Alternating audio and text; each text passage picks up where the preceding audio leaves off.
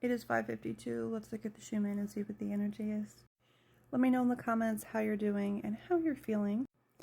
Looking at the graph, this little blip here came in the early evening. Once again, I saw it, but I fell asleep, so here we are.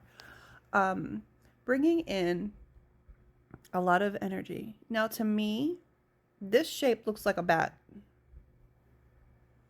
So, let me know what you see in that. And I'll tell you, I haven't looked up the spirit animal meaning for a bat, but it probably resonates very deeply. At this point, there are no coincidences, and everything is spirit talking. Moving into where we are now over here, there is an influx of white energy coming in. To me, this brings relief because I don't do well in all of this dense energy, but you may be the opposite, and that's totally okay. There is no wrong or right way to feel these energies. So please do not judge or compare yourself to anyone else. With this energy, I do feel it's bringing in momentum, movement, the need to get things done. Very much like a buzzing bee, like a little bumblebee who is like busy. She's got things to do and she is busy collecting pollen and she doesn't have time for anything else. And that's how I feel like this is going to go today. You're going to focus on one thing and that's where your energy is going to go all day. Just be mindful of what you're attaching your focus to and where you're funneling all of this energy. The Kumiana is actually really quiet.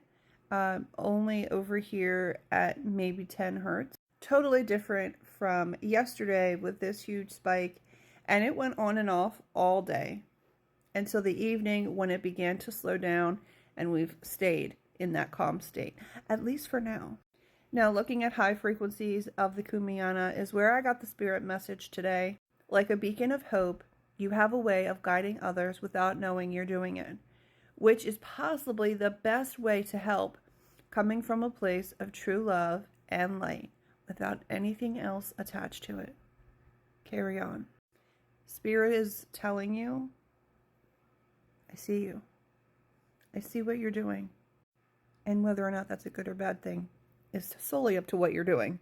But Spirit is taking notice of you.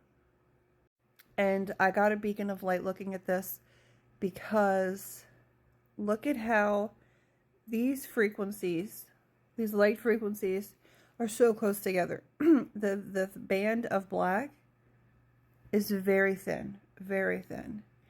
And where we are now over here, it's opening.